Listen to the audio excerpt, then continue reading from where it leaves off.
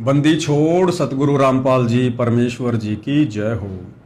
परम पिता परमात्मा सारी सृष्टि के रचनहार कुल मालिक असंख्य ब्रह्मांडों के स्वामी जगत गुरु तीनों लोकों में प्रवेश करके सबका भरण पोषण करने वाले राजाधिराज आत्माधार नाथों के नाथ देवों के देव महादेव सर्वेश्वर महेश्वर मृत्युंजय अजरो अमर आदि अनादि सनातनी प्रभु जगत पिता जगदीश्वर श्री श्री 1008 की उपाधि के वास्तविक अधिकारी अकाल मूर्त शब्द स्वरूपी राम वासुदेव सर्वगतम परम पूज्य प्रथम पूज्य परम संत परम पुरुष परम धनी परम दयालु सत्य कबीर हक्का कबीर अल्लाहु अकबर बाखबर अल्लाह ताला जगत के तारणहार जगत के मुक्तिदाता जगत के जगन्नाथ हारे के सहारे हिंदुओं के राम मुसलमानों के अल्लाह सिखों के वाहिगुरु ईसाइयों के मसीह दया के सागर दयानिधि करुणा के सागर करुणानिधि स्वयंभू परिभू संकट मोचन कष्ट हरण मंगल करण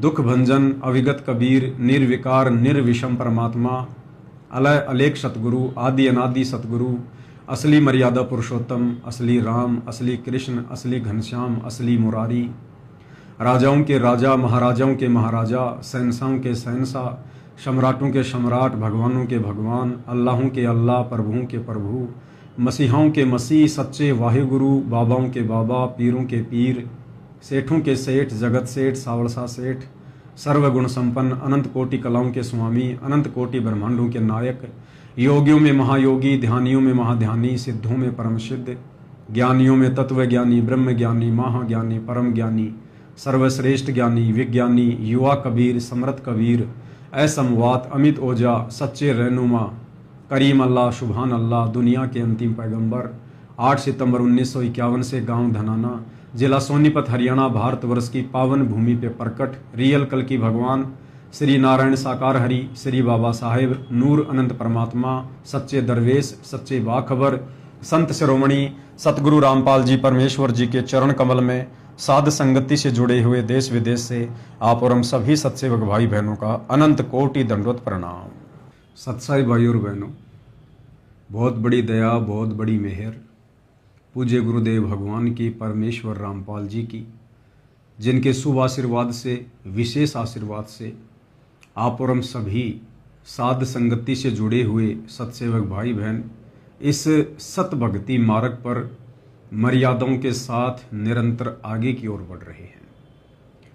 भाई और बहनों, आज पूरे विश्व में निसंदेह कई लाखों की संख्या में सतगुरु रामपाल जी के भक्त हैं।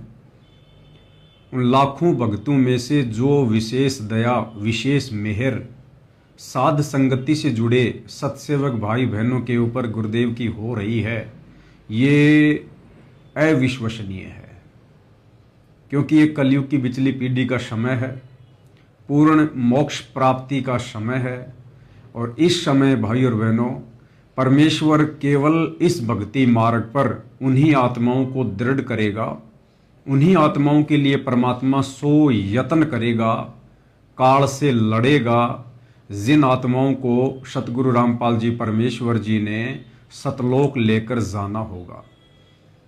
देखो, ये भक्ति मार्ग एक विद्यालय की भांति है।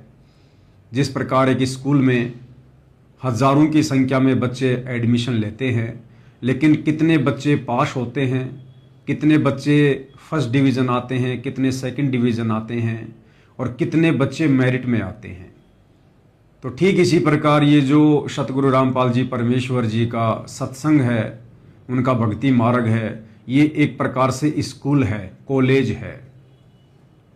और इस कॉलेज में पूरा विश्व ही एडमिशन लेगा आने वाले समय में।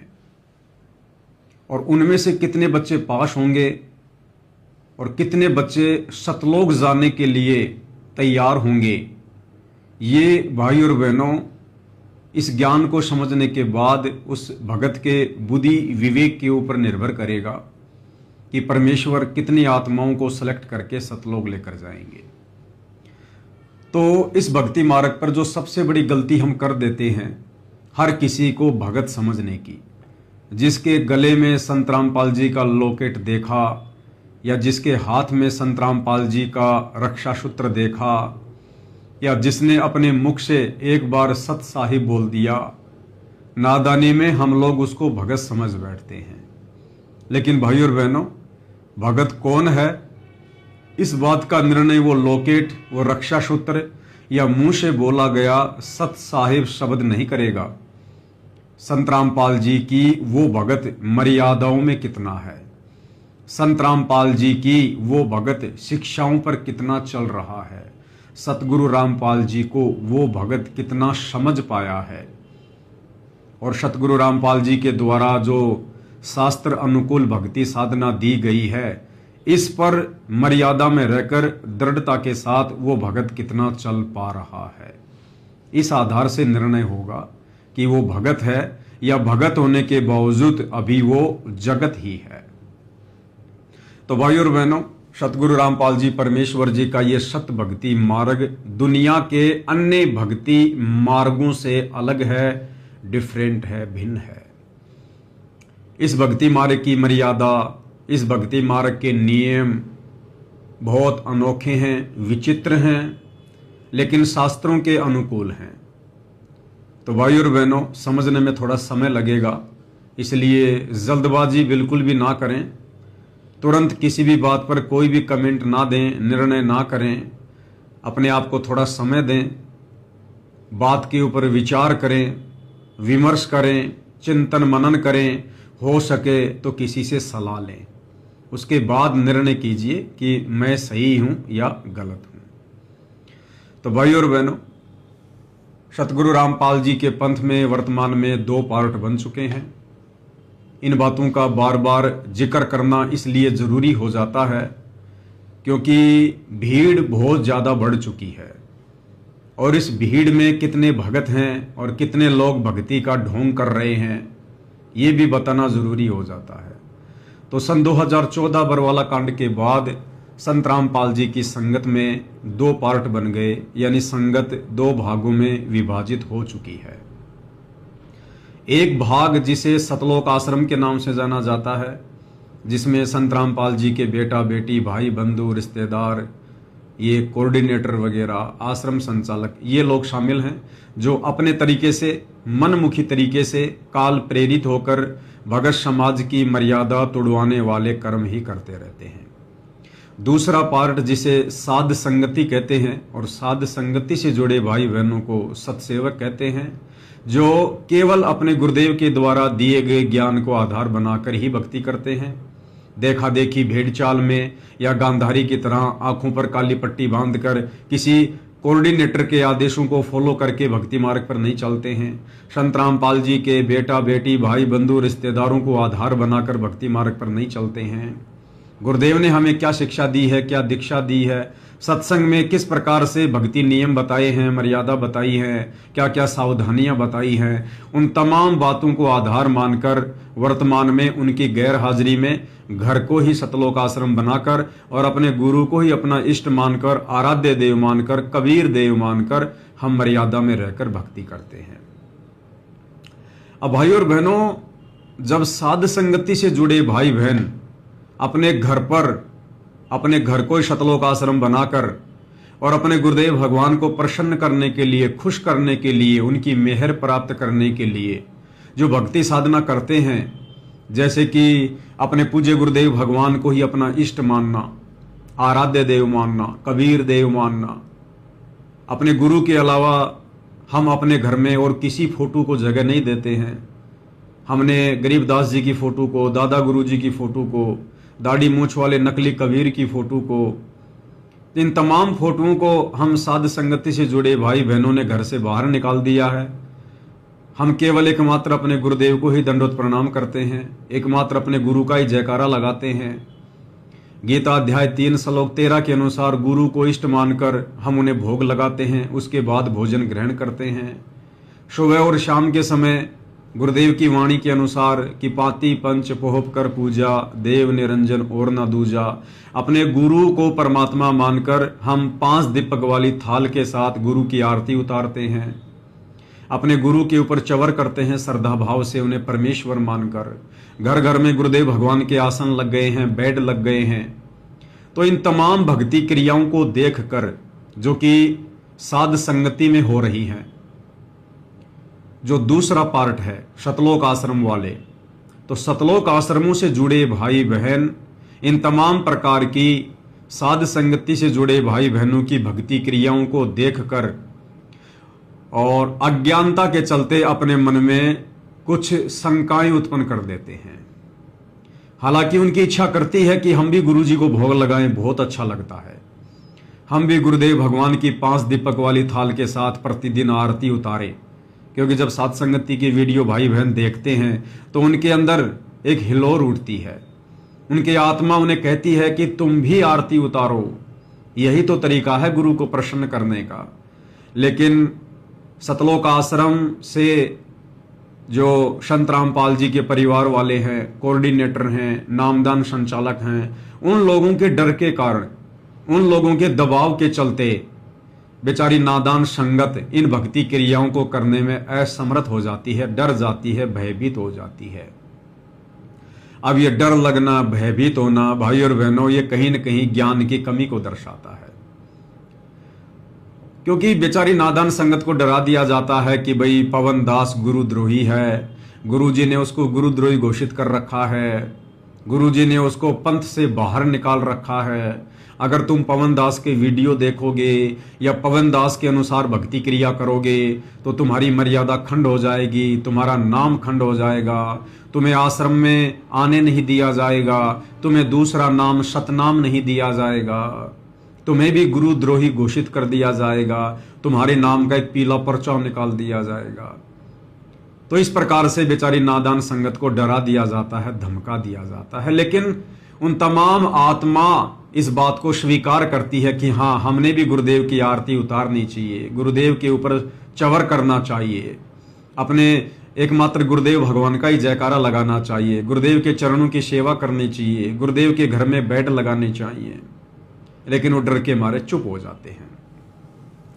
और उसके बाद वो क्या करते हैं, जब हम सत्सेवक भाई बहन लाइव आते हैं तो वो नादान संगत जो सतलोक आश्रम वालों के पीछे आंखों पर काली पट्टी बांध के चल रही है, वो कमेंट्स करती है कि भाई हमने गुरुजी के सत्संग में सुना है जिसमें गुरुजी ने कहा है कि ये दास जितना बताए केवल उतना ही करो, इससे ज्यादा अपना दिमाग मत लगाओ। अगर तुम्हें ज्ञान समझ में आ गया हो या इस बात का विश्वास हो गया हो कि ये दास जो कह रहा है बिल्कुल सत्य है।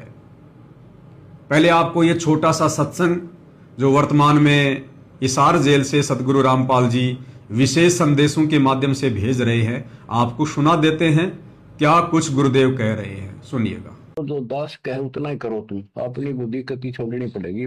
क्या समझ में आ गया होता है, ये विश्वास हो गया वो दास जो बोलता सारी सच्ची है। आप अपने तर्क वितर्क अपने अज्ञान के द्वारा मन में सोच सकते हो ऐसा कैसे, ये आपकी बालक बुद्धि है, इसको त्यागना होगा। तो भाई और बहनों, सत्संग आपने सुना जिसमें पूज्य गुरुदेव भगवान सतगुरु रामपाल जी कह रहे हैं कि दास जितना कहे उतना ही करो, अपना दिमाग मत लगाओ।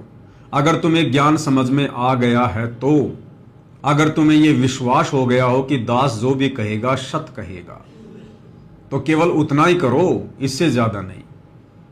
अब इस सत्संग को सुनकर और सतलोक आश्रम से जुड़े भाई बहन ये मतलब निकाल लेते हैं कि भाई गुरुजी हमें ये कह रहे हैं कि बच्चों, तुम्हारा गुरु तुम्हें जितना कहे केवल उतना ही करो, इससे ज्यादा अगर कोई और भगत या मेरा परिवार या कोऑर्डिनेटर तुम्हें अलग से कोई आदेश देता है तो उन बातों को बिल्कुल मत मानो, अन्यथा तुम्हारी मर्यादा खंडित हो जाएगी, तुम्हारा नाम टूट जाएगा, तुम काल के जाल में चले जाओगे।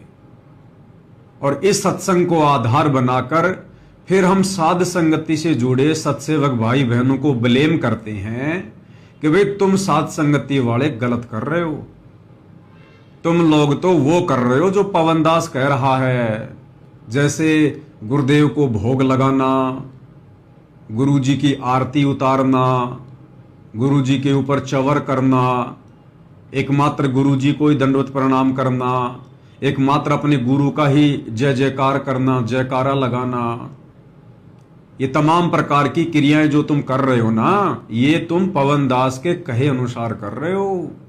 जबकि गुरुजी क्या कह रहे हैं कि दास जितना कहे उतना ही करो, अपना दिमाग मत लगाओ। अगर तुम्हें ज्ञान समझ में आ गया है तो, यदि तुम्हें दास के ऊपर विश्वास है तो। अब भाई और बहनों, दो बातें हैं। सतगुरु रामपाल जी साक्षात पूर्ण ब्रह्म परमेश्वर हैं और पहली बार इन्होंने इस कलयुग की बिचली पीढ़ी में अपने मूल ज्ञान का, अपने तत्व ज्ञान का, इस विशेष ज्ञान का खुलासा किया है, प्रचार किया है। आज से पहले तो हम केवल अज्ञान ही सुन रहे थे। अब ये तत्व ज्ञान जैसे ही हमारी आंखों के सामने आया तो भाई और बहनों, ये तत्व ज्ञान इतना जल्दी एकदम से समझ में नहीं आता है। इस तत्व ज्ञान को समझने के लिए मजबूत भक्ति संस्कारों की जरूरत होती है। परमात्मा कहते हैं पिछले जन्म से होत हैं पूर्ण हंस मुराद, यानी पिछले जन्मों में आपने कहां तक की भक्ति की है, कितनी आपने अपने गुरुदेव की सेवा की है, कैसे आपने मर्यादा निभाई है, कैसा आपका आचार विचार व्यवहार, आपका चरित्र रहा है। उस आधार से आपको नेक्स्ट जन्म मिलता है और ये निर्धारित होता है कि आप अब इस भक्ति को किस स्तर पर समझ पाएंगे, कितना समझ पाएंगे। इसलिए परमात्मा कहते हैं पिछले जन्म से होत हैं पूर्ण हंस मुराद। तो सतगुरु रामपाल जी ने वर्तमान में जो अनमोल ज्ञान दिया है, तत्व ज्ञान दिया है, ये जरूरी नहीं है कि उनसे नाम उपदेश लेने वाला हर भगत उनके तत्व ज्ञान को समझ जाएगा, उनके संकेतों को समझ जाएगा, उनके इशारों को समझ जाएगा, उनकी हर एक बात को समझ जाएगा। ये जरूरी नहीं होता है भाई और बहनों। एक क्लास में 50 बच्चे होते हैं, हर बच्चे के विचार अलग अलग होते हैं, हर बच्चे का सोचने समझने का ढंग अलग अलग होता है। परमात्मा भी कहते हैं कि जेता घट तेता मता, घट घट सोच विचार, कि जितने शरीर हैं, जितने मस्तिष्क हैं, उतने ही विचार हैं, तरह तरह के विचार उनमें उठते हैं। तो ये जरूरी नहीं है कि यदि किसी ने संत रामपाल जी से नाम उपदेश ले लिया तो वो संत रामपाल जी के भक्ति मार्ग को, उनके तत्व ज्ञान को, या संत रामपाल जी के मिशन से वो पूर्णतया परिचित हो जाएगा। ये जरूरी नहीं होता है। इसीलिए संत रामपाल जी की संगत में उनके जेल जाने के बाद 2 पार्ट बन गए, संगत 2 भागों में विभाजित हो गई। जो साध संगति से जुड़े सत्सेवक भाई बहन हैं, वे वो हंस आत्माएं हैं जिनके पिछले जन्म जन्मांतरों के भक्ति संस्कार बहुत ही प्रबल हैं, बहुत ही मजबूत हैं, सुदृढ़ हैं, जो अपने गुरुदेव भगवान के संकेतों को समझने के योग्य हो चुके हैं कि गुरुदेव भगवान क्या कहना चाहते हैं, संकेत में क्या कुछ कह रहे हैं। उस सांकेतिक भाषा समझने के योग्य सत्सेवक भाई बहन बन चुके हैं। तो परमेश्वर ने उन तमाम आत्माओं को अलग छांट दिया, साध संगति से जोड़ दिया, और जो उनके भगत अभी उनके संकेतों को समझने के योग्य नहीं हुए हैं, वो अभी सतलोक आश्रमों से जुड़े हुए हैं। अब ये जरूरी नहीं है कि सतलोक आश्रमों से जुड़ी हुई संगत में मान लीजिए कोई आईएएस अधिकारी भी है, कोई रिटायर्ड आईएएस अधिकारी भी है, कोई पुलिस ऑफिसर भी है, बहुत बड़ा कोई टीचर भी है, कोई वकील भी है, कोई डॉक्टर भी है। तो आप सोचेंगे कि ये जितने भी बड़े बड़े उच्च अधिकारी भगत हैं, बड़े बड़े सरकारी नौकरी प्राप्त भगत हैं, क्या इनमें भी इतनी बुद्धि नहीं है? क्या इनके भक्ति संस्कार भी इतने मजबूत नहीं है कि ये अपने गुरुदेव के संकेतों को समझ सकें? बिल्कुल भाई और बहनों, अभी तक तो 1% भी नहीं है। अगर उन बड़े बड़े दिखाई देने वाले भक्तों में 1% भी आध्यात्मिक क्षेत्र वाली कॉमन सेंस होती, देखो एक तो होती है सामाजिक कॉमन सेंस, तो सामाजिक कॉमन सेंस में तो ये लोग टीचर हैं, मास्टर माइंड है, इंजीनियर हैं, लेकिन आध्यात्मिक भक्ति मार्ग वाली कॉमन सेंस में चाहे वो बहुत बड़ा कोई अधिकारी क्यों ना है, अगर वो सतलोक आश्रमों से जुड़ा हुआ है तो उसमें 1% भी कॉमन सेंस नहीं है, 1% भी। तो भाई और बहनों, अब सतलोक आश्रमों से जुड़े वो भाई बहन फिर इस प्रकार के सवाल उठाते हैं कि भाई साध संगति वाले तो ये इस प्रकार की जो क्रिया कर रहे हैं, जो क्रिया कभी गुरुदेव ने करने को नहीं कही है, जैसे अपने गुरु को भोग लगाना, अपने गुरु के लिए बेड लगाना, अपने गुरु की आरती उतारना, एकमात्र अपने गुरु को दंडवत करना, एकमात्र अपने गुरु का जयकारा लगाना, भोजन के ऊपर संयम रखना, या जैसे विषय वासनाओं से दूर हो जाना। अगर मोक्ष चाहिए तो पहले जो हम पति और पत्नी के संबंध में थे, अब हमने भाई बहन के रिश्ते में आना पड़ेगा, बाहर का खाना खाना छोड़ना पड़ेगा। इन तमाम प्रकार की भक्ति क्रियाओं को जो केवल साध संगति में हो रही है, सतलोक आश्रमों से जुड़े नादान भाई बहन जब इन क्रियाओं को देखते हैं तो आत्मा तो स्वीकार करती है, लेकिन संत रामपाल जी के परिवार के दबाव में आकर अपने कोऑर्डिनेटरों के डर के मारे बेचारे इन क्रियाओं को करने से डरते हैं और फिर कमेंट्स करते हैं कि तुम लोग जो कुछ कर रहे हो वो तो पवन दास कह रहा है, गुरुजी नहीं कह रहे।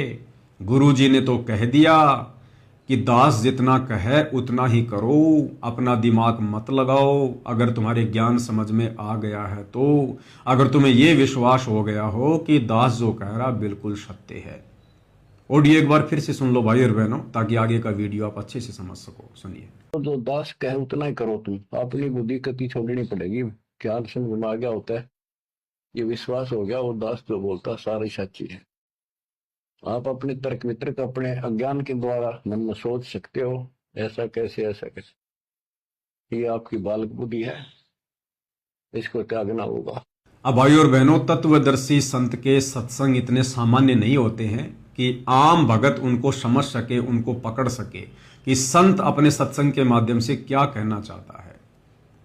अब ये जो आपने विशेष संदेश सुना संत रामपाल जी का, अब भाई और बहनों, सतलोक आश्रम वालों के लिए इस सत्संग के मायने अलग हैं और साध संगति से जुड़े भाई बहनों के लिए इस सत्संग के मायने अलग हैं। जैसे गुरुदेव अपने सत्संगों में कहते हैं कि दास जब सत्संग करता है तो सुनने वाले जो श्रोता होते हैं वो नए भी होते हैं और पुराने भी होते हैं। तो उसी एक सत्संग को जो समान रूप से किया जा रहा है, वो नए भगत तो अपने हिसाब से पकड़ लेते हैं और जो पुराने भगत हैं वो अपने हिसाब से उसका अर्थ निकाल लेते हैं कि गुरुजी कहना क्या चाह रहे हैं। तो भाई और बहनों, ठीक इसी प्रकार वर्तमान में इसार जेल से जो विशेष संदेश सतगुरु रामपाल जी बाहर भेज रहे हैं, ये वाले सत्संग तो बहुत ही ज्यादा वीवीआईपी हैं, वीवीआईपी। इन सत्संगों को, इन विशेष संदेशों को समझना हर भगत के बस की बात नहीं है। विशेषकर सतलोक आश्रमों से जुड़े भाई बहनों के बस की बात तो बिल्कुल भी नहीं है। अगर इन सत्संगों को भी किसी ने समझा है तो केवल सत्सेवक भाई बहन है। तो जिस सत्संग को सुनाकर सतलोक आश्रम से जुड़े भाई बहन साध संगति से जुड़े भाई बहनों को ब्लेम करते हैं कि तुम तो पवन दास के अनुसार कर रहे हो, ऐसा बिल्कुल भी नहीं है। देखो भाई और बहनों, इस सत्संग को गुरुदेव ने दो प्रकार से समझाया है।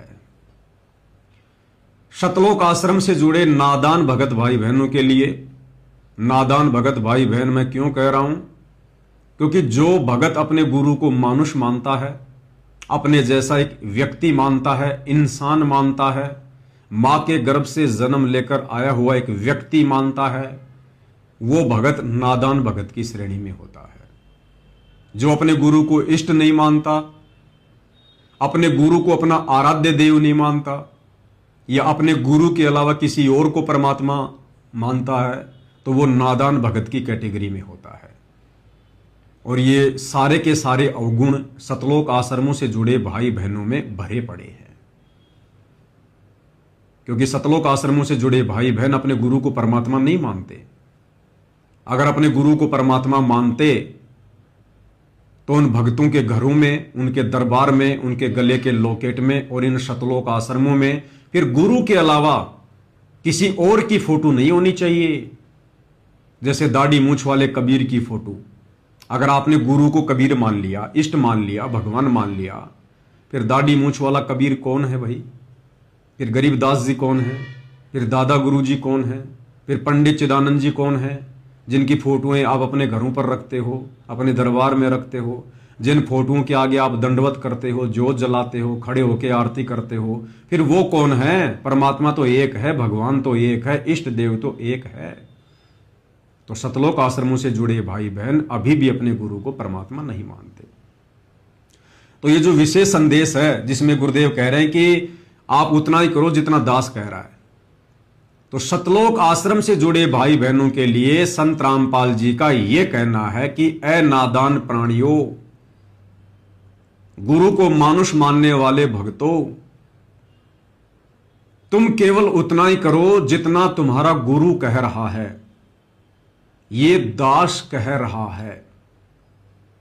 संत रामपाल जी अपने आप को दास कहकर संबोधित कर रहे हैं कि ये दास जितना कह रहा है तुम उतना ही करो। क्यों? क्योंकि सतलोक आश्रम से जुड़े भाई बहन और संत रामपाल जी का परिवार संत रामपाल जी को दास मानता है, उन्हें भगवान नहीं मानता, उन्हें कबीर नहीं मानता। संत रामपाल जी को कबीर का दास मानता है, कबीर का भेजा हुआ अवतार मानता है, कबीर के द्वारा भेजी गई एक विशेष हंस आत्मा मानता है। इसलिए संत रामपाल जी सतलोक आश्रमों से जुड़े भाई बहनों को ये कह रहे हैं, अपने आप को दास कहते हुए, कि ये दास यानी तुम्हारा गुरु जितना कह रहा है तुम उतना ही करो। अगर इससे ज्यादा मेरे परिवार के कहने पे करोगे, किसी कोऑर्डिनेटर के कहने पर करोगे, किसी नामदान संचालक के कहने पर करोगे तो तुम्हारी मर्यादा टूटेगी, तुम्हारी मर्यादाएं खंड खंड हो जाएंगी और तुम भक्ति मार्ग से नीचे गिर जाओगे। क्योंकि अभी तुम्हारा बौद्धिक विकास उस स्तर का नहीं है कि तुम अपने गुरु के संकेतों को समझ सको और अपनी भक्ति को बचा सको। इसलिए तुम केवल इतना ही करो जितना ये दास अर्थात तुम्हारा गुरु कह रहा है। लेकिन भाई और बहनों, आश्रमों से जुड़े भाई बहन उतना भी नहीं कर रहे जितना कि इसार जेल से संत रामपाल जी कह रहे हैं। संत रामपाल जी के इस सत्संग की भी ढंग से पालना आश्रमों से जुड़े भाई बहन नहीं कर रहे हैं। अगर करते तो बताओ फिर संत रामपाल जी ने कब कहा कि भाई धनाना गांव में संगत के दान धर्म से तकरीबन 1 करोड़ रुपए की लागत से एक बैडमिंटन खेलने का स्टेडियम बना दो ताकि धनाना गांव के बच्चे बैडमिंटन खेलें, अपना समय बर्बाद करें, अपनी श्वासें बर्बाद करें। बताओ संत रामपाल जी ने किस सत्संग में कहा, किस पुस्तक में कहा, या सतलोक आश्रम के अंदर आने वाले किस ऑडियो वीडियो में कहा? कब कहा संत रामपाल जी ने कि बैडमिंटन का स्टेडियम बनाना चाहिए? तो ये नादान संगत तो उतना भी नहीं कर रही जितना गुरु इनको आदेश दे रहा है। फिर इन्होंने क्या किया? हरियाणा के जाट आरक्षण में लाखों भक्तों को बैठा दिया। भक्तों के ज्योति पाठ और दान का पैसा जाट आरक्षण संघर्ष समिति को चंदे के रूप में दिया गया। आम जाट आरक्षण में मैं अध्यक्षता रोहतक जिले का, जब इसने हमारे साथ महाराज ने साथ दिया था तो इसने मारते ही 25 लाख रुपए दिए थे उस टाइम पे। बंदी छोड़ सदगुरु रामपाल जी भगवान जी की जय हो। जब हम दिल्ली कूच करने खातिर तैयार हुए, 19 तारीख का संदेश आ गया, भाई आ जाओ फैसला होगा। जब महाराज जी ने बहादुरगढ़ में बैंकेट हॉल में 2 हॉल में 3-3 ट्रेली गुलदाना बना दिया था। बंदी छोड़ सदगुरु रामपाल जी भगवान जी की जय हो। भाई दिल्ली जो खाना खर्चा होगा तुमने कोई जरूरत नहीं, हम अपने दौड़द कराएंगे। संत रामपाल जी ने जो आपको समर्थन दिया, इस बारे में आपकी क्या राय है? हमारा संत रामपाल जी को और उसकी संगत को बहुत बहुत धन्यवाद। और उन्होंने हमें आज 11 लाख रुपए चंदा देकर भी आंदोलन में भी मदद की। अब बताओ संत रामपाल जी ने कौन से सत्संग में कहा कि हमने किसी आरक्षण का समर्थन करना चाहिए? कौन सी पुस्तक में लिखा है कि हमने किसी के धरने पर जाकर बैठना चाहिए? या हिसार जेल से आने वाली किस ऑडियो वीडियो में कहा कि जाट आरक्षण का समर्थन मैंने ही किया था? बच्चों, मैंने तुम्हें कहा था कि तुम वहां जाकर बैठो। तो सतलोक आश्रमों से जुड़े भाई बहन तो वो भी नहीं कर रहे, उतना भी नहीं कर रहे जितना उनका गुरु उन्हें कह रहा है। राजस्थान का गैंगस्टर आनंदपाल सिंह जो पुलिस एनकाउंटर में मारा जा चुका है, राजपूत समाज उसको शहीद का दर्जा दिलवाने के लिए, उसके एनकाउंटर की सीबीआई जांच करवाने के लिए राजपूत करणी सेना के साथ मिलकर राजस्थान के अजमेर में और हरियाणा के भिवानी में बहुत बड़ी रैलियों का आयोजन किया करते थे। और उन रैलियों में सतलोक आश्रम से जुड़े संत रामपाल जी के परिवार ने, कोऑर्डिनेटरों ने नादान संगत को हजारों की संख्या में बैठा दिया। और राजस्थान के अजमेर की राजपूत करणी सेना की रैली में तो सतलोक आश्रम सोजत वालों ने 5 लाख रुपए भी चंदे के रूप में दिए। जयपुर में सरकार ने वादा किया था और उसके लिए भी मैं समर्थन पत्र लेके पहुंचा था। प्रेस कॉन्फ्रेंस में वो समर्थन पत्र हमने सौंपा था कि फर्जी एनकाउंटर की सीबीआई जांच का संत रामपाल जी के लाखों अनुयायी समर्थन करते हैं।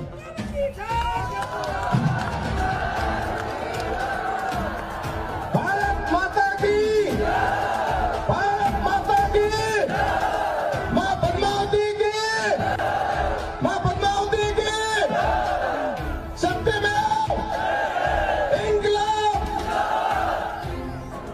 हमारे संत रामपाल जी के लाखों अनुयायियों द्वारा एक सहयोग की राशि दादा सुखदेव सिंह जी को भेंट कर रहे हैं। 5 लाख का सहयोग दादा सुखदेव जी को भेंट कर रहे हैं। तो बताओ, गुरुदेव भगवान ने गुंडों का समर्थन करने के लिए एक भगत को कब आदेश दिया? गुंडों की सीबीआई जांच के लिए 5-5 लाख रुपए चंदे के रूप में देने का कब आदेश दिया? तो सतलोक आश्रमों से जुड़े भाई बहन तो उतना भी नहीं कर रहे जितना हिसार जेल से उनका गुरु उन्हें करने के लिए कह रहा है कि उतना ही करो जितना यह दास कह रहा है।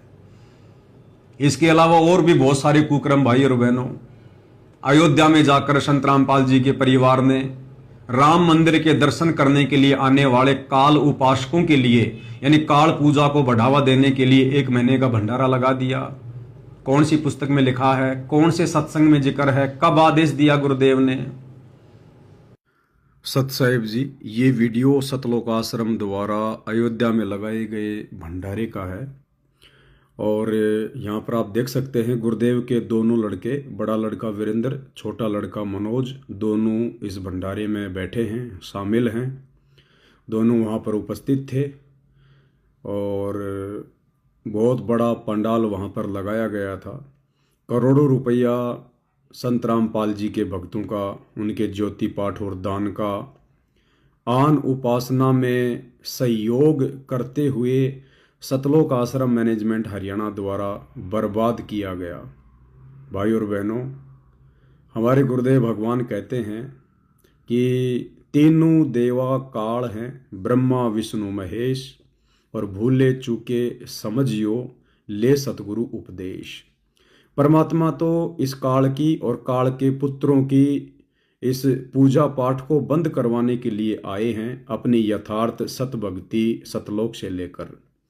परंतु यहाँ पर सतगुरुदेव भगवान का कलयुगी परिवार, उनके बेटा बेटी, भाई बंधु, रिश्तेदार, संगत में बड़े बड़े भगत समझे जाने वाले लोग, ये सभी लोग सतगुरु रामपाल जी के ज्ञान को और सतगुरु रामपाल जी के मिशन को ना समझकर अपनी मनमानियां करते हुए आज गुरुदेव भगवान की गैर हाजिरी में इन्होंने वो कुकर्म किया है, वो भक्ति विरुद्ध कर्म किया है, जिसके लिए शायद ही परमात्मा इन लोगों को क्षमा करें। क्योंकि ये सबसे बड़ा काल का जाल है, राम और कृष्ण की भक्ति। दुनिया वालों को तो ज्ञान नहीं है, इसलिए श्री राम मंदिर को देखने के लिए और वहाँ पर भंडारा वगैरह लेने के लिए दुनिया उमड़ पड़ी अयोध्या में। लेकिन सतगुरु रामपाल जी के परिवार को तो इस बात का पता था कि हमारे गुरुदेव भगवान तो श्री राम और श्री कृष्ण की पूजा के बिल्कुल विपरीत हैं, विरुद्ध हैं। वे तो श्री राम और श्री कृष्ण की अन्य 33 करोड़ देवी देवताओं की पूजा पाठ को बंद करवाना चाहते हैं। यही तो उनका मिशन है कि पूरा विश्व कबीर परमेश्वर की भक्ति करे, सतगुरु रामपाल जी से उपदेश ले। लेकिन इसके बावजूद भी इन लोगों ने अपने धार्मिक धंधे को बनाए रखने के लिए, क्योंकि भाई और बहनों, इन लोगों को पता है यदि हमने बीजेपी सरकार का समर्थन नहीं किया तो हमारा धार्मिक धंधा नहीं चल पाएगा, हमारे सतलोक आश्रम नहीं चल पाएंगे। इसलिए ये लोग बीजेपी नेताओं की चापलूसी करते हैं, नेताओं को खुश करने का प्रयास करते हैं और इस प्रकार के कार्यक्रम रख कर देवी देवताओं के निमित्त आन उपासना में सहयोग करते हुए ये अपने कार्यों को बीजेपी सरकार के ध्यान में लाना चाहते हैं कि जी देखो, हम बीजेपी सरकार के साथ में हैं, हम श्री रामचंद्र जी की भक्ति के खिलाफ नहीं हैं, अयोध्या में जो श्री राम मंदिर बना है हम उसके खिलाफ नहीं हैं, ताकि बीजेपी सरकार हमसे खुश रहे और हमारा धार्मिक धंधा इसी प्रकार से चलता रहे। उसके लिए चाहे परमात्मा की मर्यादा टूटे, चाहे भक्ति नष्ट हो, चाहे भगत भाई बहनों के दान का दुरुपयोग हो, चाहे भगत भाई बहनों की मर्यादा टूटे, इन्हें इन बातों से कोई लेना देना नहीं, क्योंकि ये सभी लोग जो गुरुदेव के परिवार वाले हैं, बड़े बड़े कोऑर्डिनेटर हैं, ये सभी लोग पहले से ही काल की गोद में बैठे हुए हैं। इन्हें सतगुरु की भक्ति से और मर्यादाओं से कोई मतलब नहीं है। इनकी बुद्धि अभी परमेश्वर के तत्व ज्ञान को समझने योग्य नहीं हुई है। तो बाकी संगत से हमारी प्रार्थना है कि बाकी संगत तो कम से कम अपने परमात्मा के मिशन को समझे। अरे यदि हम लोग इसी प्रकार से आन उपासना में भंडारे लगा के सहयोग करते रहेंगे तो भाई भला दुनिया आन उपासना कैसे छोड़ेगी, क्यों छोड़ेगी, क्यों सतगुरु रामपाल जी की भक्ति की तरफ अग्रसर होगी। अपने खुद के भगत भाई बहनों को तो नीचे जमीन पर बैठाकर भंडारा करवाते हैं और यहाँ इन जगत वालों को कैसे टेबल कुर्सी वगैरह लगाकर इनको बूफे लगाकर भोजन करवाया जा रहा है। ये भी इनके दोगले चरित्र को दर्शाता है। तो भाई और बहनों, ज्योति पाठ का पैसा आपका और आप ही का जूता आप ही के सिर पर मारा जा रहा है। आप ही के दान धर्म का सरेआम आपके कर्म फुड़वाने के लिए दुरुपयोग किया जा रहा है। अयोध्या में भंडारा लगाना काल के पुत्रों के निमित्त, ये मैं समझता हूँ सतगुरु रामपाल जी परमेश्वर जी के सर में इन लोगों ने जूते मारे हैं। अब आप कितने लोग अपने गुरुदेव भगवान के सर में जूते मारने के पक्ष में हैं, अब ये आप देखिएगा, अपने बुद्धि विवेक से देखिएगा। आगे आप लोगों ने क्या करना है, आप स्वयं निर्णय लें। आपको भक्ति करनी है या भक्ति के नाम पे ड्रामेबाजी करनी है और अपने दान धर्म का दुरुपयोग करवा कर आपको अपने कर्म फुड़वाने हैं, या फिर जब तक गुरुदेव भगवान हिसार जेल से नहीं आते हैं तब तक घर बैठकर अपनी भक्ति करें, ज्ञान को आधार बनाएं, गुरु को भगवान माने, साथ संगति की वीडियो देखते रहें। अन्यथा जैसा बीज बोओगे समय आने पर वैसा ही परिणाम मिलेगा। सत साहेब। सोनीपत के गोहाना में जाटों की धर्मशाला का 5वां फ्लोर बनाने के लिए संत रामपाल जी के परिवार ने 1 करोड़ रुपया दान कर दिया।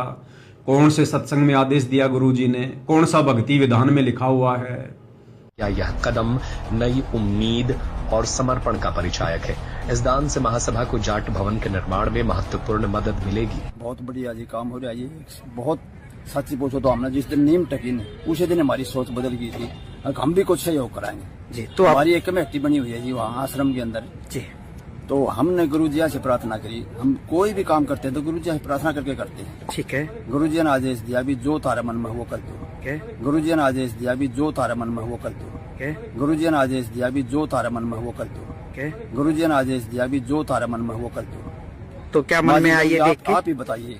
बिल्ला एक बिल्डिंग बनाया उनकी, अच्छा फ्लोर 1 बना दो जी। और ऐसी मटेरियल डालते हैं जी हम जी। आप कभी आश्रम में आगे देखिए धनाना धाम में, अच्छा तो बहुत ही मजबूत है, हर चीज 1 नंबर की।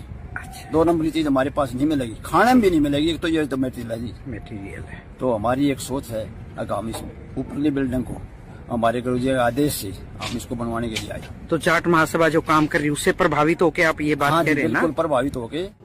अन्नपूर्णा जैसी मुहिम जिसमें कई करोड़ों के मोटर और पाइप दे दिए गए, ये फ्री में देना संत रामपाल जी ने कौन से सत्संग में कहा है?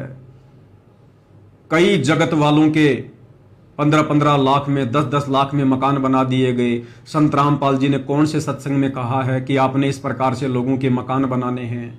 संत रामपाल जी तो भिखारी को भी 1 नया रुपया देने से मना करते हैं, भिखारी को भी मकान बनाकर देने से मना करते हैं, भिखारी को भी जा जाकर भोजन खिलाने से मना करते हैं।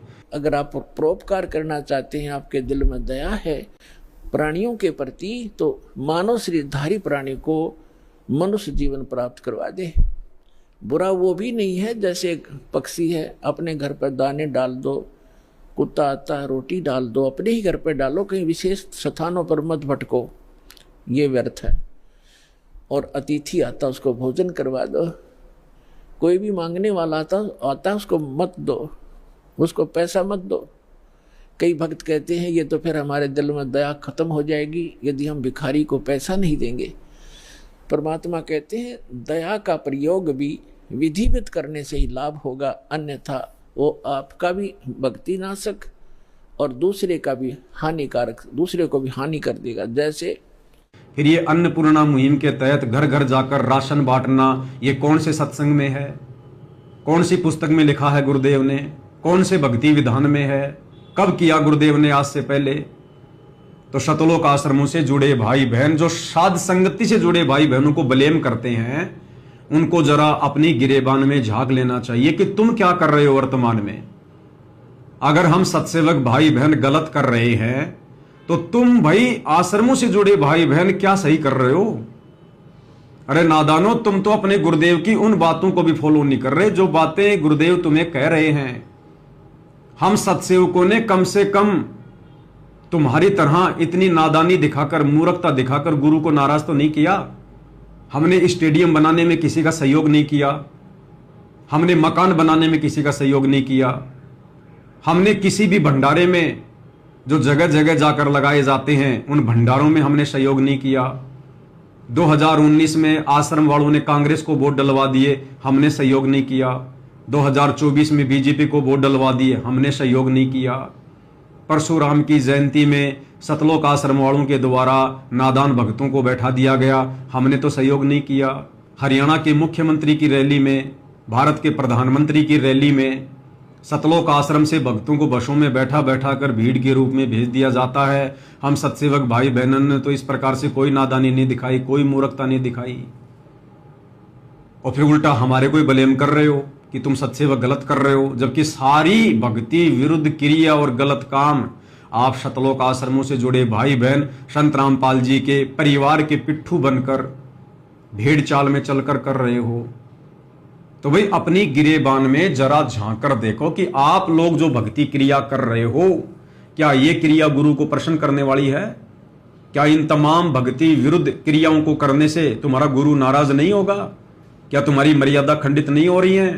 क्या सतलोक आश्रम मैनेजमेंट हरियाणा तुम्हें काल के जाल में नहीं फैला रहा है और कहते हैं कि तुम सत्सेवा गलत कर रहे हो? अब भाई और बहनों, बात करेंगे इसी सत्संग को लेकर कि साध संगति से जुड़े भाई बहनों के लिए गुरुदेव का यह सत्संग करने का क्या अर्थ है, क्या मायना है। सतलोक आश्रम वालों के लिए तो गुरुदेव ने कह दिया कि दास जितना कहे उतना ही करो, अपनी बुद्धि मत लगाओ। अगर तुम्हारे ज्ञान समझ में आ गया है तो, यानी तुम्हारा गुरु जितना कहे उतना ही करो। और यही सत्संग संत रामपाल जी ने अपनी विशेष आत्माओं के लिए किस संदर्भ में किया है? साध संगति से जुड़े भाई बहनों के लिए गुरुदेव का आदेश है कि दास जितना कहे उतना ही करो। दास कौन? संत रामपाल जी नहीं। संत रामपाल जी दास केवल सतलोक आश्रमों से जुड़े नादान भक्तों के लिए है, क्योंकि सतलोक आश्रमों से जुड़े भाई बहन अपने गुरु को दास मानते हैं, कबीर जी का दास मानते हैं, भगवान नहीं मानते। तो संत रामपाल जी दास केवल सतलोक आश्रम वालों के लिए है। साध संगति से जुड़े भाई बहनों के लिए संत रामपाल जी दास नहीं है। संत रामपाल जी हमारे लिए कबीर भगवान हैं, हमारे इष्ट देव हैं, हमारे पूज्य देव हैं, हमारे आराध्य देव हैं, सारी सृष्टि के मालिक हैं। तो यही सत्संग, क्योंकि सत्संग तो परमात्मा सबके लिए करते हैं ना, आश्रम वालों के लिए भी होता है, साथ संगत वालों के लिए भी होता है, लेकिन मायने अलग अलग होते हैं। तो यही सत्संग जिसमें गुरुदेव कह रहे हैं कि दास जितना कहे उतना करो। हालांकि मेरे बोलने से पहले सत्सेवक भाई बहन समझ चुके हैं कि इस सत्संग का क्या अर्थ है। इसी को कहते हैं कॉमन सेंस। अपने गुरु के द्वारा किए गए सत्संगों में संकेतों को समझना, क्योंकि एक सत्संग में गुरुदेव ने यह भी तो कहा कि बच्चों अब तुम संकेतों को समझने लग गए हो। किनके लिए कहा? साध संगति से जुड़े भाई बहनों के लिए कहा कि बच्चों अब तुम इस दास के संकेतों को समझने लग गए हो। एक बार सुन लीजिएगा।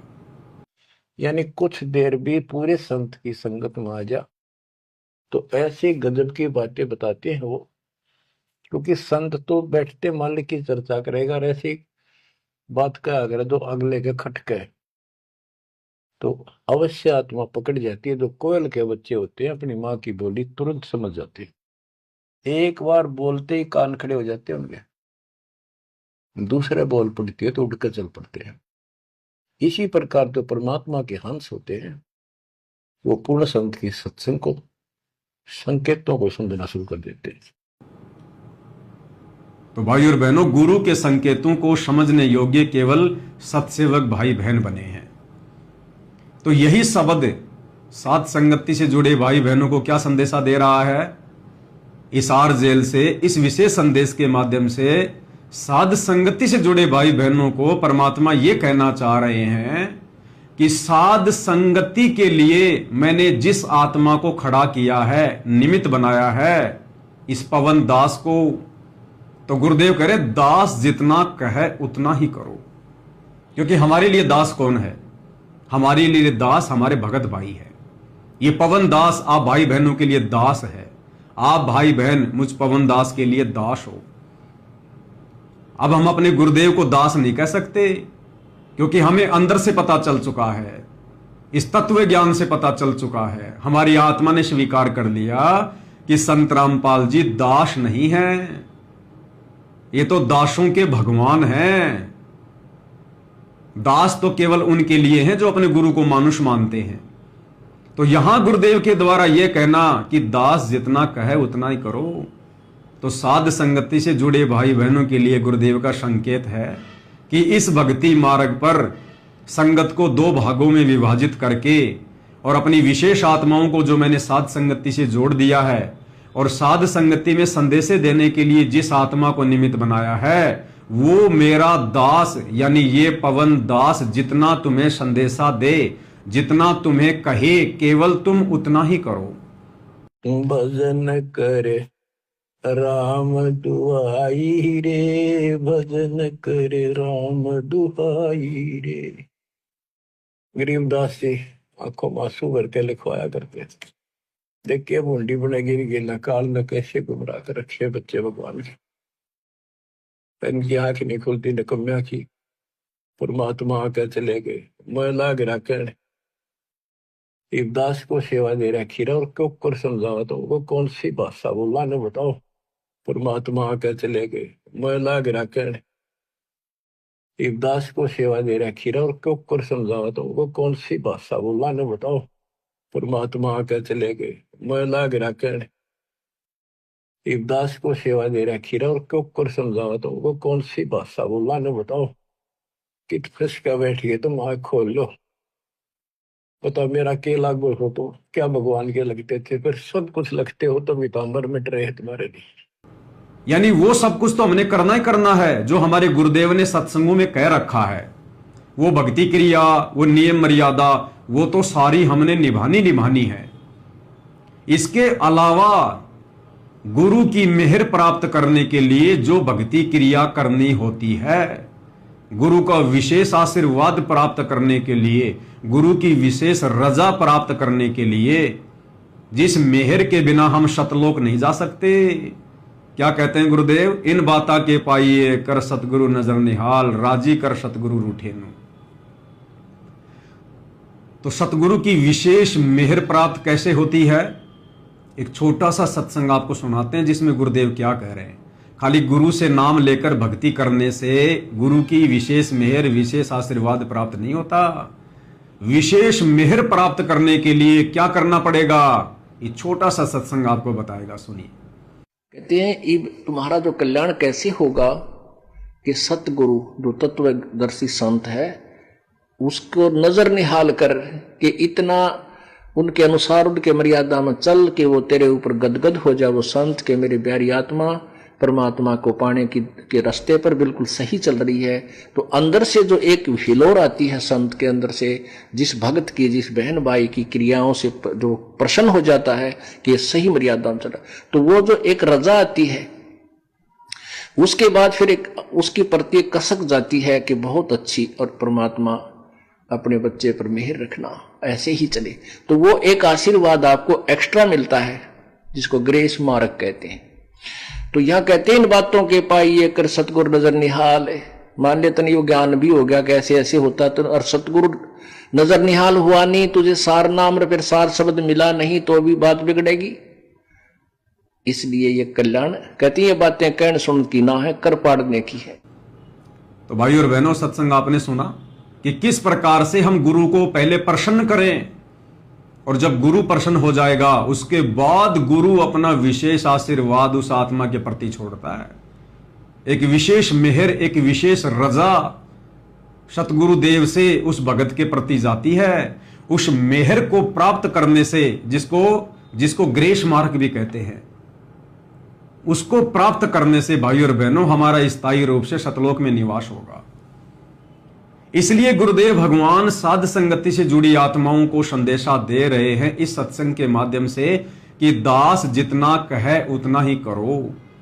यानी भक्ति मार्ग पर हमने वो तमाम क्रियाएं तो करनी है, वो तमाम मर्यादा तो निभानी है जो हमारे गुरुदेव ने हमें सत्संगों में बता दी हैं, समझा दी हैं। इसके अलावा साध संगति में इस पवन दास के द्वारा गुरु की मेहर प्राप्त करने के योग्य बनने के लिए, गुरु को प्रसन्न करने के लिए जो एक्स्ट्रा भक्ति क्रिया करनी है, उसके विषय में गुरुदेव कह रहे हैं कि दास जितना कहे उतना ही करो। अगर तुम्हें ज्ञान समझ में आ गया है तो, अगर ये बात तुम्हारे समझ में आ गई हो कि दास जो कहेगा सही कहेगा, अगर तुम्हें विश्वास हो गया हो कि दास जो कहेगा सही कहेगा, कि भाई तुम कितने वर्षों से साथ संगति से जुड़े हो और पवन दास तुम्हें कब से संदेश दे रहा है, कितने वीडियो बना चुका है, कितनी पुस्तकों पे वीडियो बना चुका है। क्या संगत में और कोई भगत नहीं था जो गुरुदेव के द्वारा लिखी गई पुस्तकों पर वीडियो बनाए, या गुरुदेव के सत्संगों के ऊपर 4-4 घंटे की साथ संगति करके किसी को समझाए? क्या कोई भगत नहीं था? तो सतगुरु रामपाल जी ने इस दास को साध संगति के निमित्त कर्ता के रूप में खड़ा किया, एक नौकर के रूप में, एक सेवक के रूप में खड़ा किया, और दास को माध्यम बनाकर परमात्मा ने सारी भक्ति क्रिया साध संगति से जुड़े भाई बहनों को समझवाई, गुरु की मेहर प्राप्त करने वाली। जैसे सर्वप्रथम साध संगति से शुरू हुआ कि भाई हम अपने गुरु को अपने जैसा मानुष मानना छोड़ दें। सबसे पहले साध संगति में ही सतगुरु रामपाल जी का 8 सितंबर के दिन प्रकट दिवस मनाना शुरू हुआ।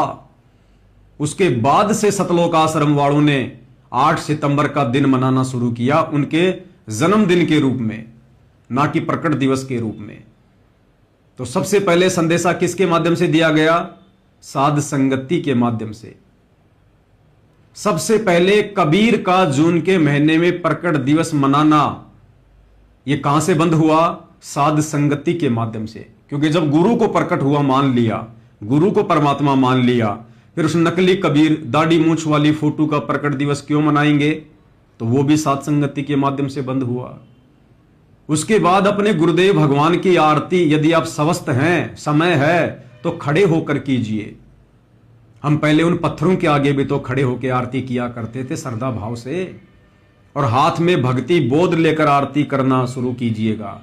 ये मोबाइल से आरती करना संपूर्ण विधि नहीं है, ये तो केवल विशेष परिस्थितियों में परमात्मा ने तीनों समय की आरती ऑडियो वीडियो में डाल के दी है, रोजाना करने के लिए नहीं। तो खड़े होकर और हाथ में भक्ति बोध लेकर भक्ति करना कहां से शुरू हुआ? साध संगति से शुरू हुआ। उसके बाद अपने गुरु को इष्ट मानकर, परमात्मा मानकर, गीता अध्याय 3 श्लोक नंबर 13 के अनुसार घर घर में गुरु जी को बड़ी भोग की आरती के साथ भोग लगना कहां से शुरू हुआ? साध संगति से शुरू हुआ।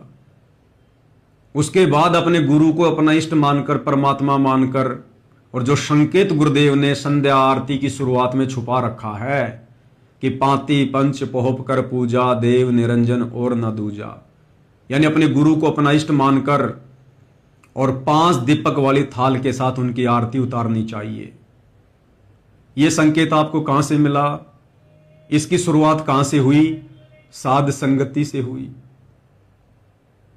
उसके बाद केवल अपने गुरुदेव को ही दंडवत प्रणाम करना, अन्य किसी को नहीं करना। अपने गुरुदेव का ही जयकारा लगाना, अन्य किसी का नहीं लगाना। इन तमाम भक्ति क्रियाओं की शुरुआत कहां से हुई? साध संगति से हुई।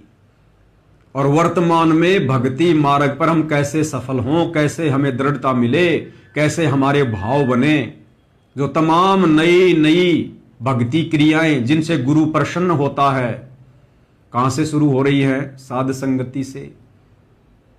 इसलिए गुरुदेव भगवान इस विशेष संदेश में कह रहे हैं कि दास जितना कहे उतना ही करो, क्योंकि मैंने इस पवन दास को खड़ा कर रखा है।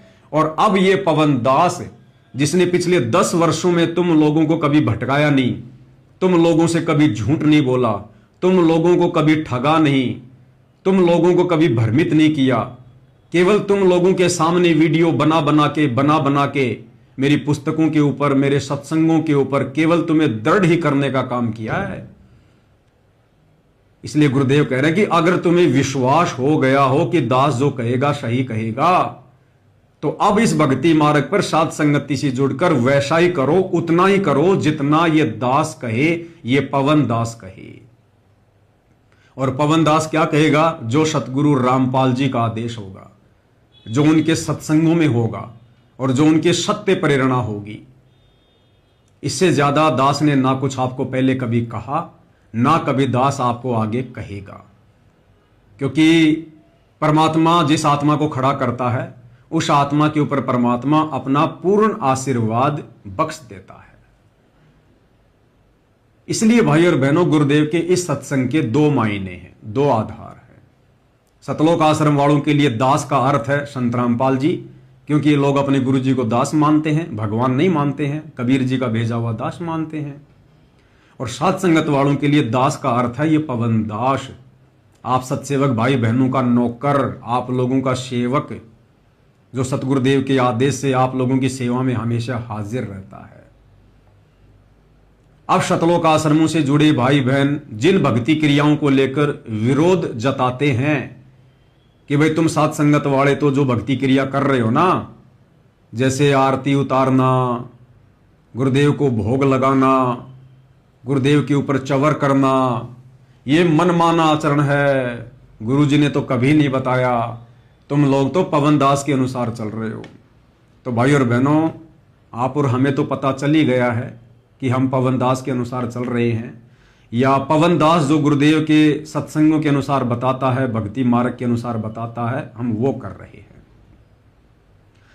अब भाई और बहनों, बात ऐसी भी नहीं है कि जो भक्ति क्रिया हम सत्सेवक भाई बहन कर रहे हैं, या जो ये पवन दास आप भाई बहनों को बताता है, सतलोक आश्रम से जुड़े भाई बहन भी अपनी अंतरात्मा से तो ये स्वीकार करते हैं कि पवन दास जो कह रहा बिल्कुल सही है। अगर गुरु के हृदय में जगह बनानी है, सतलोक का अधिकारी बनना है, गुरु को प्रसन्न करना है, तो ये तमाम भक्ति क्रिया करनी ही पड़ेंगी। लेकिन उनके कमजोर भक्ति संस्कार, जिस कारण से वो डर जाते हैं, भयभीत हो जाते हैं कि हम कुछ गलत ना कर बैठे, उनके अंदर इतनी दृढ़ता नहीं है, विश्वास की कमी है। और ये लोग केवल ईर्ष्या भाव में आकर पवन दास का विरोध करते हैं, केवल ईर्ष्या भाव में आकर, बाकी ज्ञान आधार से नहीं।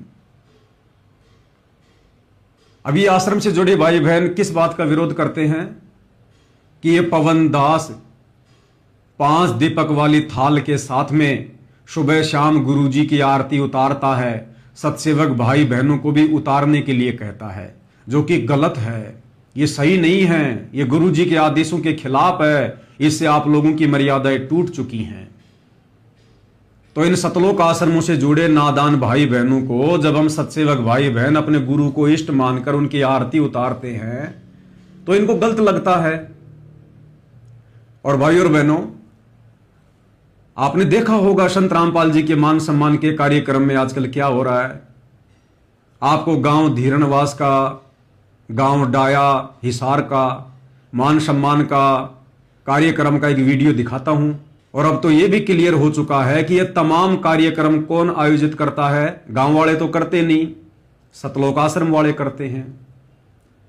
तो संत रामपाल जी के उन कार्यक्रमों में, उन सत्संगों में जब संत रामपाल जी की फोटो को स्टेज पर लाया जाता है तो वो गांव की लड़कियां थाल में दीपक रखकर संत रामपाल जी के मुकुट पर फूलों की वर्षात करते हुए और एक थाल हाथ में लेकर उसमें दीपक रखकर आरतियां उतार रही हैं। वो लड़कियां संत रामपाल जी की आरती उतार रही हैं। अरे वही क्रिया तो हम कर रहे हैं, हम सत्सेवक भी तो वही कर रहे हैं। वो लड़कियां भी गुरु की आरती उतार रही हैं, हम सत्सेवक भी अपने गुरु की आरती उतार रहे हैं। तो उन लड़कियों के द्वारा जो आरती उतारी जा रही है, और आरतियां कौन उतरवा रहे हैं? यही सतलोक आश्रम वाले उतरवा रहे हैं। गुरु जी के दोनों बेटे भी वहां होते हैं, गुरु जी का भाई भी होता है, ये सतलोक आश्रम वाली संगत भी वही होती है। उस समय ये लोग कोई विरोध नहीं करते, इन लोगों को बिल्कुल भी बुरा नहीं लगता है, बल्कि बहुत अच्छा लगता है, और जयकारे लगाते हैं कि देखो जगत वालों ने भी संत रामपाल जी को परमात्मा मान लिया, भगवान मान लिया। उनकी आरती उतार रही है लड़कियां। अब विचार करो भाई और बहनों, वो लड़कियां भी संत रामपाल जी की ही आरती उतार रही हैं, और हम सत्सेवक भाई बहन भी संत रामपाल जी की ही आरती उतार रहे हैं। फिर वो लड़कियां तो सही कैसे हो गई, और हम साध संगति से जुड़े भाई बहन गलत कैसे हो गए? ये सतलोक आश्रमों से जुड़ी नादान संगत उन लड़कियों का विरोध क्यों नहीं करती? उल्टा जय जयकार करती है कि हां बिल्कुल सही कर रही हैं। और जब हम सत्सेवक भाई बहन अपने गुरुजी की आरती उतार रहे हैं तो ये कहते हैं कि तुम गलत कर रहे हो, तुम गुरुद्रोही हो, तुम पवन के अनुसार कर रहे हो। तो भाइयों और बहनों, ज्ञान आधार से हम जो कर रहे हैं बिल्कुल सही कर रहे हैं। ये सतलोक आश्रमों से जुड़े भाई बहन हमारा जो विरोध कर रहे हैं ना, वो केवल ईर्ष्या भाव से कर रहे हैं, ईर्ष्या भाव से। बाकी ये क्रिया गलत नहीं है। अगर ये क्रिया गलत होती, गुरु की आरती उतारना, तो यही नादान संगत उन कार्यक्रमों में बैठी रहती है जब वो गांव की लड़कियां संत रामपाल जी की आरती उतारनी है। अगर वो आरती उतारना गलत होता तो ये नादान संगत उस समय क्यों नहीं बोलती, उस समय विरोध क्यों नहीं करती कि तुम जो कर रहे हो ये गलत कर रहे हो, ये गुरु जी का आदेश नहीं है। अरे गुरु का परिवार ही करवा रहा है, तुम संगत वाले भी वहीं बैठे बैठे जय जयकार करते रहते हो कि बहुत अच्छा, बहुत अच्छा, बहुत बढ़िया। तो फिर हम सत्सेवक कैसे गलत हो गए? वो भी गुरु की आरती उतार रहे हैं, हम भी गुरु की आरती उतार रहे हैं। तो भाई और बहनों, ये ईर्ष्या भाव बोल रहा है, ये नादानी बोल रही है, ये मूर्खता बोल रही है, ये भेड़ चाल बोल रही है। हम सत्सेवक भाई बहन गलत नहीं है, हम वो कर रहे हैं जो वर्तमान में पूरी संगत को करना चाहिए।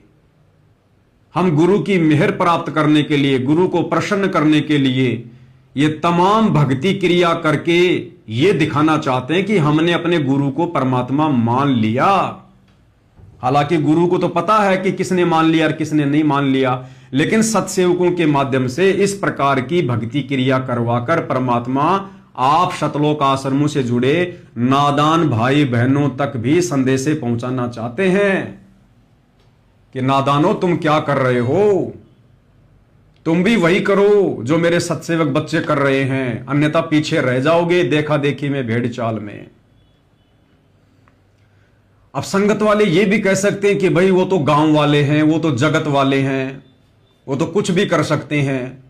तो ये कहना भी उचित नहीं है। भाई करवा कौन रहे हैं? जगत वाला कल को आकर उसी स्टेज पर हाथ में गोबर लेकर संत रामपाल जी के मुंह पर लेपेगा तो क्या कोई विरोध नहीं करेगा क्या? अरे वो जगत की लड़कियां हाथ में गोबर लेकर स्टेज पर चढ़कर संत रामपाल जी के मुंह के ऊपर मारेंगी तो आप संगत वाले विरोध करोगे या नहीं करोगे? वहां खड़े हुए संत रामपाल जी के परिवार वाले विरोध करेंगे कि नहीं करेंगे? आप कहोगे हम जरूर विरोध करेंगे, हमारे गुरु के मुंह के ऊपर गोबर थोड़ा ना मारने देंगे, क्योंकि गोबर लगाना तो गलत है। तो इसी प्रकार अगर वो आरती करना गलत होता जो गांव की लड़कियां कर रही है तो तुम लोग विरोध करते ना, लेकिन तुम लोगों ने विरोध नहीं किया, तुम लोगों ने हृदय से स्वीकार कर लिया। अब ये बहाना नहीं चलेगा कि वो तो जगत वाली हैं, वो तो जगत वाली हैं। अगर तुम्हारी ये बात भी मान ली जाए कि चलो वो तो जगत वाली लड़कियां थी इसलिए तुम लोगों ने विरोध नहीं किया, तो फिर हम सत्सेवकों का विरोध क्यों कर रहे हो तुम? अरे हम तो तुम्हारी नजर में गुरुद्रोही है ना, हम तो तुम्हारी नजर में भगत है ही नहीं, हम तो गुरुद्रोही है, तो हम भी जगत वाले हो गए। बल्कि गुरुद्रोही तो जगत वालों से भी गया गुजरा हो जाता है। जब तुम्हें जगत वालों की इस आरती उतारने वाली इस भक्ति क्रिया से कोई परहेज नहीं है, कोई नफरत नहीं है, तो तुम्हारी नजरों में हम गुरुद्रोही तो जगत वालों से भी गए गुजरे हैं, फिर हमारी भक्ति क्रिया से भला तुम्हें क्या प्रॉब्लम है? तो ये तुम्हारा ईर्ष्या भाव बोलता है, ये ज्ञान आधार नहीं बोलता है। इससे सिद्ध होता है कि तुम सतलोक आश्रम से जुड़े भाई बहन नादानी में, मूर्खता में अपने कर्म बिगाड़ते हुए हम सत्सेवक भाई बहनों से, अपने ही गुरु भाई बहनों से तुम लोग ईर्ष्या कर रहे हो। तुम्हारे को जलन है, और कहीं ये जलन इतनी ज्यादा ना फैल जाए कि फिर इसका कोई समाधान ही ना निकले। दूसरा, भाई और बहनों, जो ये कहते हैं कि भाई सात संगति वाले तो गुरु की आरती उतारना, गुरु को भोग लगाना, ये पवन दास के कहे अनुसार करते हैं, ऐसा बिल्कुल नहीं है। सात संगति से जुड़ी आत्माएं परमात्मा की विशेष आत्मा है, जिनके भक्ति संस्कार बहुत मजबूत हैं, जो किसी भी बात का निर्णय चुटकियों में कर लेते हैं ज्ञान को आधार बनाकर। यहां भेड़ चाल में भक्ति नहीं होती, देखा देखी में भक्ति नहीं होती है। हम अंध भगत हैं, लेकिन अपने गुरु जी के प्रति आप सतलोक आश्रम वालों की तरह संत रामपाल जी के परिवार के पीछे अंध भगत नहीं है। तो तुम्हारा यह कहना भी गलत है कि आरती उतारना, भोग लगाना, खड़े होके आरती करना, यह गलत है। अरे भैया, तुम सतलोक आश्रमों में जाते हो, 3-3 दिन का पाठ होता है, परमात्मा को भोग लगता है, भोग की आरती बड़ी बड़ी स्क्रीन पे चलती है, प्रोजेक्टर पे चलती है। संत रामपाल जी क्या करते हैं? संत रामपाल जी अपने हाथ में, हम तो खाली 5 दीपक जला रहे हैं, और संत रामपाल जी भोग के समय जो थाल हाथ में लेकर आरती उतारते हैं उसमें तो 7 दीपक है, 7। तो संत रामपाल जी फिर क्या कर रहे हैं? अगर हम सत्सेवक अपने गुरु की आरती उतार रहे हैं, तुम सतलोक आश्रम वालों के अनुसार यदि वो पाखंड है, तो फिर संत रामपाल जी भोग लगाते समय वो थाली हाथ में लेकर 7-7 दीपक जलाकर क्या पाखंड कर रहे हैं क्या? संत रामपाल जी भी फिर तो पाखंडी कर रहे हैं। भाई चेला तो अपने गुरु से सीखेगा, जैसा गुरु करेगा वैसा ही शिष्य करेगा, क्योंकि आश्रम तो एक ट्रेनिंग सेंटर होता है। आश्रम में गुरु भक्तों को इसलिए बुलाता है कि जो भक्ति क्रिया मैं करूं वो भी तुम करो, क्योंकि गुरु भी तो एक भगत की भूमिका निभाता है, भक्ति करके दिखाता है।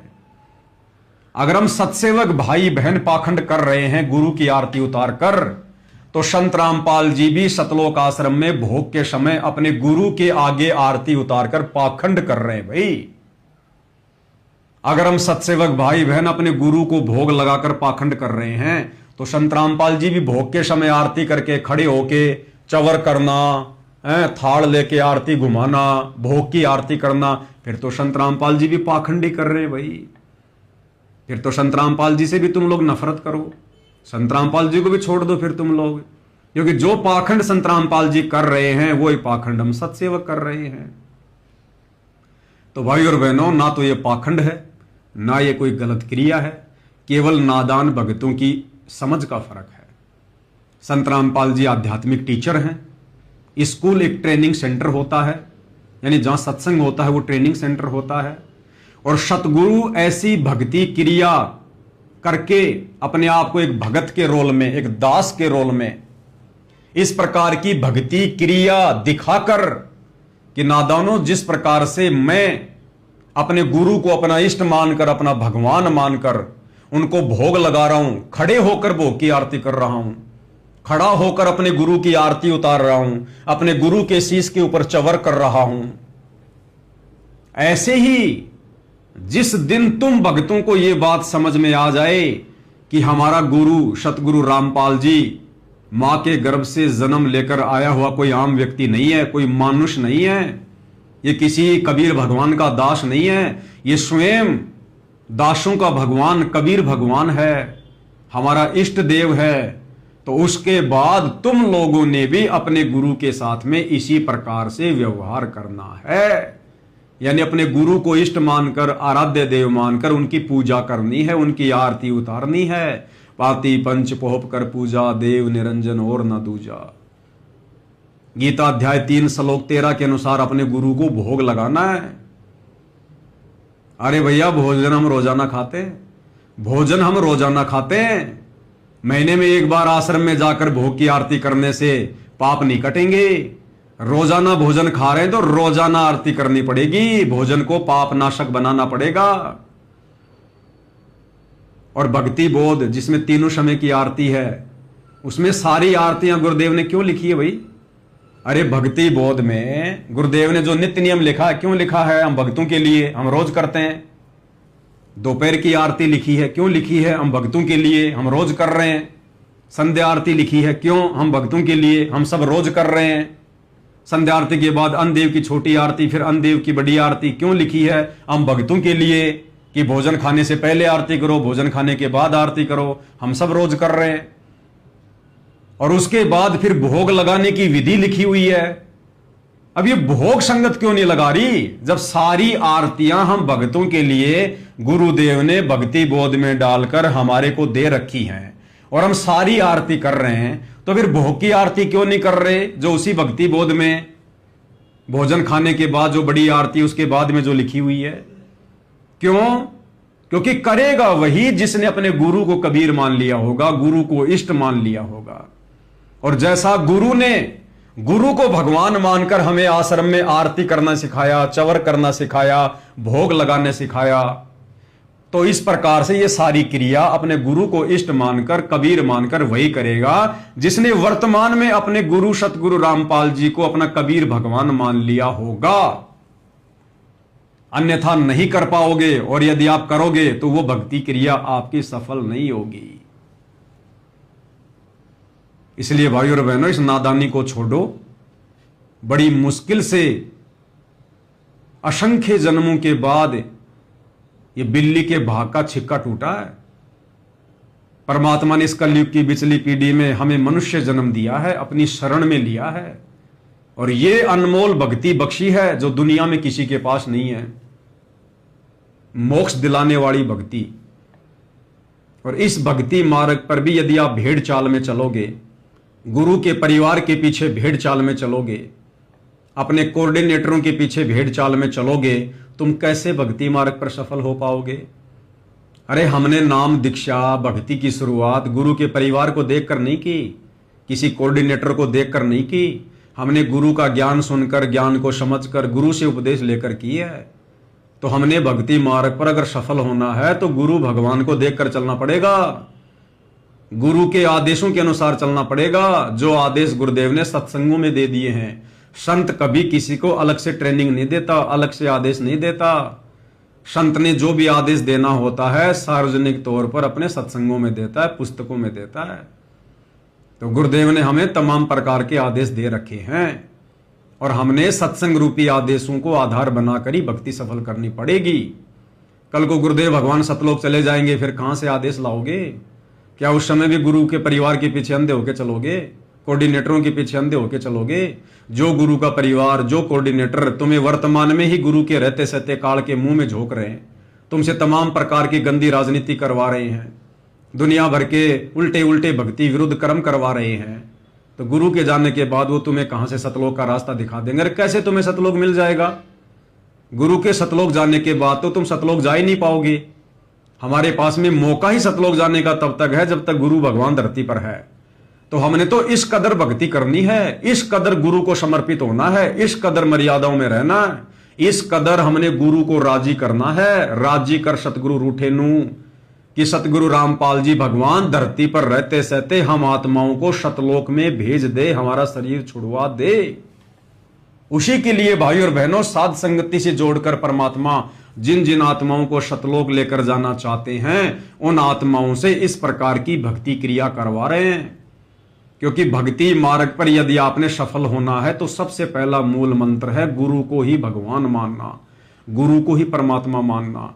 हृदय से, आत्मा से, ज्ञान आधार से आश्रम वालों की तरह खाली जुबान से नहीं, देखम देखा नहीं कि गुरु का तो जयकारा लगा रहे हैं, सतगुरु रामपाल जी भगवान की जय, और भगवान मानते हैं फिर जून के महीने में दाढ़ी मूछ वाले कबीर को उसका प्रगट दिवस मनाकर गले में दो दो भगवानों की फोटो डाल के रखते हो।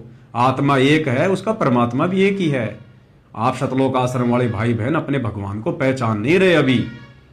अगर पहचान रहे होते तो विशेष संदेश के माध्यम से गुरुदेव ये ना कहते कि पुण्यात्माओं पहले तुम तो पहचानो अपने भगवान को, बाकी दुनिया को तो फिर हम बाद में पहचान करवा देंगे। तो क्या कह रहे हैं गुरुदेव, किसको कह रहे हैं कि पहले तुम तो पहचान लो अपने भगवान को? तो सतलोक आश्रमों से जुड़े भाई बहनों को गुरुदेव कह रहे हैं कि पहले तुम तो पहचान लो अपने भगवान को, यानी कबीर कौन है। क्योंकि अभी तक नादान संगत केवल दाढ़ी मूछ वाली फोटो को ही कबीर मान रही है। इसलिए संत रामपाल जी कह रहे हैं कि नादानो, तुमने अपने गुरु को अभी तक कबीर नहीं माना, इसलिए पहले तुम तो मान लो, पहले तुम तो पहचान लो अपने भगवान को कि असल कबीर कौन है, संत रामपाल जी हैं या वो दाढ़ी मूछ वाली कबीर की फोटो, वो कागज का टुकड़ा है।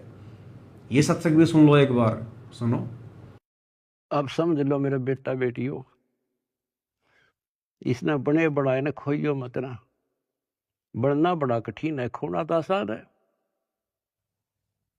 और उस धड़ी की कृपा देखो, उस परम पिता की कितने नेक, कितनी प्यारी आत्मा वहां कहां से अमृत पिला रहा आपको।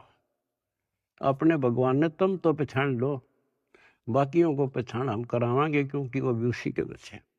अपने भगवान ने तुम तो पहचान लो, बाकियों को पहचान हम करावांगे क्योंकि वो भी उसी के बच्चे। अपने भगवान ने तुम तो पहचान लो, बाकियों को पहचान हम करावांगे क्योंकि वो भी उसी के बच्चे। सब सहयोग दो, परमार्थ करो, परमार्थ में हानि कदे नहीं होती। तो सुना क्या कह रहे हैं गुरुदेव कि पहले तुम तो पहचानो अपने भगवान को। तो क्या संगत ने अभी तक अपने भगवान को नहीं पहचाना? क्या संगत को अभी तक ये नहीं पता चला कि कबीर भगवान कौन है?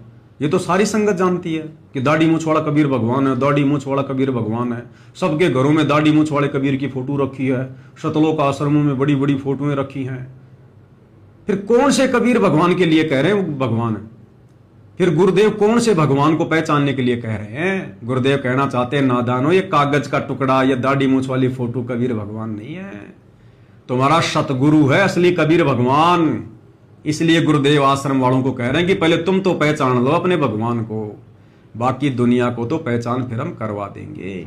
तो भाई और बहनों, केवल साध संगति से जुड़े सत्सेवक भाई बहनों ने वर्तमान में जिंदा कबीर, असली कबीर, समर्थ कबीर संत रामपाल जी को पहचाना है। बाकी धरती पर किसी ने नहीं पहचाना। और जब पहचान लिया तो फिर आरती किसकी उतारेंगे? कबीर भगवान की, संत रामपाल जी की। भोग किसको लगाएंगे? कबीर भगवान को, सतगुरु रामपाल जी को। चवर किसके ऊपर करेंगे? कबीर भगवान को, सतगुरु रामपाल जी को। एकमात्र दंडवत किनको करेंगे? कबीर भगवान को, सतगुरु रामपाल जी को। एकमात्र जयकारा किसका लगाएंगे? कबीर भगवान का, सतगुरु रामपाल जी का। और घर में फिर आसन किसका लगाएंगे? कबीर भगवान का, सतगुरु रामपाल जी का। तो भाई और बहनों, बातें बहुत हैं, समय कम है। धीरे धीरे छोटे छोटे पॉइंट पर आप भाई बहनों को इसी प्रकार से वीडियो बनाकर समझाते रहेंगे, क्योंकि ये हमारी अग्नि परीक्षा का समय चल रहा है, लास्ट का समय है। और इस समय काल पूरी कोशिश करेगा आत्माओं को भ्रमित करने की, वो चाहे संगत के माध्यम से करे या किसी जगत के माध्यम से करे। तो साध संगति से जुड़े भाई बहनों के अंदर कोई भी कमजोरी शेष ना रह जाए, काल को कहीं छोटा सा भी पॉइंट ना मिल जाए भ्रमित करने के लिए। इसलिए परमात्मा ने इस कुत्ते की, आप भाई बहनों के नौकर की, आप भाई बहनों के दास की, इस तुच्छ पवन दास की ड्यूटी लगा रखी है। अगर मुझे गुरुदेव ने निमित्त बनाया है तो इसमें मेरा कोई श्रेय नहीं है, मेरा तो सौभाग्य है, इसमें मेरा कोई रोल नहीं है। जब परमात्मा 650 साल पहले और एक भैंसे राम को निमित्त बना सकते हैं वेद मंत्र बोलने के लिए, तो मैं तो फिर भी एक इंसान हूं, जिंदा जागता हूं, उनका भगत हूं। अब यदि गुरुदेव ने मुझ पवन दास को खड़ा किया है, निमित्त बनाया है, तो भाई और बहनों, इसमें मेरा कोई श्रेय नहीं है, मेरा कोई रोल नहीं है। ये तो गुरुदेव भगवान की अपनी मौज, अपनी मर्जी। जब 650 साल पहले 64 लाख भक्तों को निमित्त ना बनाकर और एक भैंसे को निमित्त बना दिया वेद मंत्र बुलवाने के लिए, तो ये तो गुरुदेव भगवान की अपनी मर्जी है। मैं तो उनकी नौकरी कर रहा हूं, आप भाई बहनों की सेवा में, आप भाई बहनों की नौकरी कर रहा हूं। मुझे इस बात का कोई घमंड नहीं है, कोई अहंकार नहीं है। और जिस दिन आ गया उस दिन भैया मेरे जैसे नौकर भगवान के पास में अरबों खरबों है, कमी नहीं है। वो तो मिट्टी के डले को उठाकर अपना काम करवा देगा, उसे भक्तों की भी जरूरत नहीं है। तो भाई और बहनों, आप और हमने केवल भक्ति मार्ग पर आगे बढ़ना है। और भक्ति मार्ग पर आगे बढ़ने वाली बातें चाहे कोई गधा बताए, चाहे कोई पवनदास गधा बताए, हमने तो अच्छी बातों को ग्रहण करना है और जो गलत बातें हैं उनको छोड़ देना है। तो भाई और बहनों, इस प्रकार से हमने भक्ति मार्ग पर निरअभिमानी होकर, निसंशय होकर आगे बढ़ना है, निसंशय होकर। तो भाई और बहनों, आज के इस वीडियो में केवल इतना ही। परमेश्वर आगे कोई सेवा देंगे, भाई बहनों की सेवा में जरूर हाजिर होंगे। तब तक सतगुरुदेव भगवान हम सबको आज्ञा दें, आशीर्वाद दें, सद्बुद्धि दें। बंदी छोड़ सतगुरु रामपाल जी परमेश्वर जी की जय हो।